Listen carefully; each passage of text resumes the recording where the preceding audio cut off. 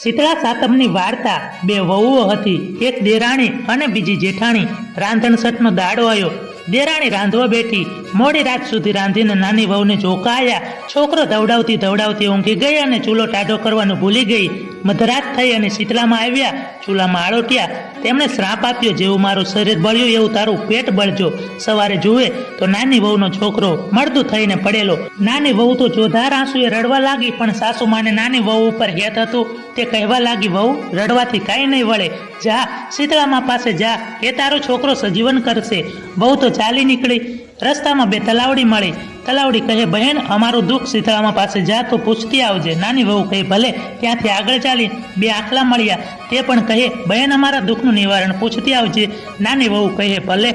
આમ કહી અને તે જંગલમાં ગઈ. જંગલમાં ઝાડવા નીચે ડોસીમાનું રૂપ લઈ અને શીતળામાં બેઠા હતા.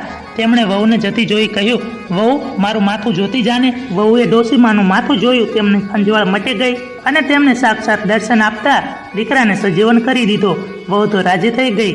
તેમણે તલાવડી અને આખલાનું દુઃખનું નિવારણ પૂછ્યું. તેમણે નિવારણ કર્યું. આવી રીતે નાની વહુનો છોકરો સજીવન થયો. હે શીતળામાં, જેવા દેરાણીને ફળ્યા એવા અમને ફળજો અને સૌને ફળજો. Download ShareChat.